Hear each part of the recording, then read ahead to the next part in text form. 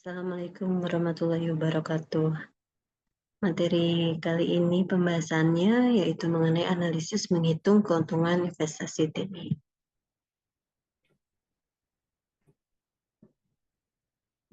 Dan sebagai awal kita lihat terlebih dahulu di sini mengenai metode perhitungan cost benefit. Ini adalah menghitung perkiraan manfaat implementasi TI yang dinyatakan dalam ukuran finansial, seperti rupiah ataupun dolar. Di perkiraan tersebut ini biasa didasarkan pada sejumlah asumsi yang terkait dengan return ekspektasi atau expected return yang akan diperoleh perusahaan seandainya sebuah sistem teknologi ini diimplementasikan atau diaplikasikan. Jadi dari manfaat tersebut ini bisa beraneka ragam dan berasal dari berbagai sumber. Jadi misalkan nilai transaksi yang diperoleh dari mekanisme perdagangan elektronik, lalu fee yang diperoleh perusahaan untuk setiap transaksi ini pun akan terjadi dan dibukukan. Maka biaya overhead yang dihemat karena kehadiran aplikasi dan teknologi informasi ini dapat mereduksi total biaya yang diperlukan untuk melakukan proses komunikasi, koordinasi, kooperasi, dan sebagainya. Pada return ekspektasi, perhitungan ini lebih akurat dan di mana nilai return ekspektasi ini harus dikalikan dengan sejumlah probabilitas agar sesuai dengan kenyataan yang ada. Rumus atau formula yang sering digunakan untuk menghitung return ekspektasi adalah berupa persamaan investasi TI, di mana di sini ada nilai sebenarnya dari manfaat yang akan diperoleh perusahaan merupakan hasil perkalian antara besarnya nilai yang diharapkan dengan sebuah nilai probabilitas tertentu.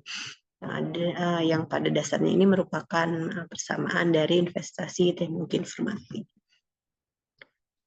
Adapun kesamaan dari investasi teknologi informasi tersebut ini dinyatakan sebagai berarti bahwa probabilitas kesuksesan ini adalah investasi teknologi informasi, sehingga memberikan manfaat tertentu yang sangat bergantung dari probabilitas tercapainya ROI dari tipe aplikasi teknologi informasi dan probabilitas suksesnya proses pengembangan dan aplikasi-aplikasi teknologi informasi tersebut. Dalam persamaan investasi untuk mencari angka kedua probabilitas tersebut, manajemen biasanya ini akan melakukan satu riset kecil dengan cara mengumpulkan informasi ataupun referensi terkait dengan ukuran tersebut. Di sini jika kita lihat banyak lembaga dunia yang telah melakukan riset sejenis, di mana riset ini dilakukan oleh perusahaan besar seperti AC Nielsen, Gartner, Jupiter, dan sebagainya. Di mana hasilnya ini bisa dengan mudah diperoleh melalui internet yang bisa kita baca secara lebih mendalam. Lalu prinsip utama berinvestasi, di mana disampaikan oleh Lucas tahun 91 di mana prinsip utama investasi ini tertuang dalam 4 prinsip utama investasi. Jadi antara lain terdapat beraneka ragam jenis manfaat atau value bagi perusahaan melalui penerapan teknologi informasi. Jadi di sini di mana ROI atau return on investment dalam satuan dan bentuk uang ini hanya merupakan salah satu jenis dari value tersebut. Dan setiap jenis investasi di teknologi informasi ini akan memiliki probabilitas pengembalian atau pemberian manfaat yang tentu akan berbeda pula. Probabilitas diperolehnya keuntungan dari investasi teknologi informasi ini sangat bergantung dari probabilitas keberhasilan implementasi. Dan nilai real yang didapat perusahaan ini sebagai manfaat dari implementasi teknologi informasi di kebanyakan kasus ini biasanya lebih kecil dari nilai manfaat yang diharapkan melalui hasil perhitungan. Lalu berikutnya mengenai evaluasi investasi dengan metode value analysis.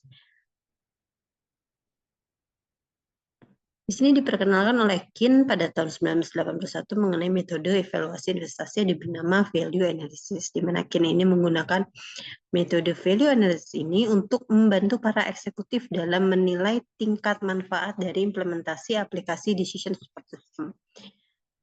Di mana dari metode ini penerapannya melalui 8 tahapan atau 8 langkah yang secara garis besar terbagi menjadi 2 tahap utama. Ini yang pertama ini adalah tahap pembangunan prototipe. Nah, dalam tahap pertama ini, objektif dari tahap ini adalah melakukan perencanaan dan konstruksi sebuah prototip kecil, aplikasi kecil yang memberikan ilustrasi kepada stakeholder. Jadi, seperti apa bentuk aplikasi lengkap nantinya. Nah, jenis prototipe aplikasi ini akan menggambarkan sebagian kecil modul dari satu sistem besar yang lengkap, dan prototip ini juga akan menggambarkan sebuah modul yang memiliki fitur yang cukup lengkap dari sistem besarnya. Lalu untuk langkah-langkah prototip itu sendiri, nah ini bisa kita lihat mulai dari melakukan identifikasi terhadap manfaat.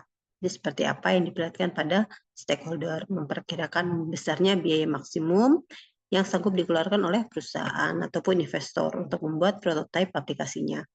Lalu mengembangkan prototipe aplikasi tersebut, lalu membuat demo atau mendemokan dan memperlihatkan fitur-fitur dan keunggulan aplikasi ini kepada stakeholder.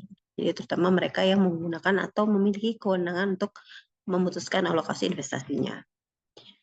Berikutnya tahap yang kedua adalah pengembangan prototipe. Ini adalah asumsi bahwa manajemen ini sudah cukup puas dengan hasil yang diperlihatkan pada prototipe aplikasi.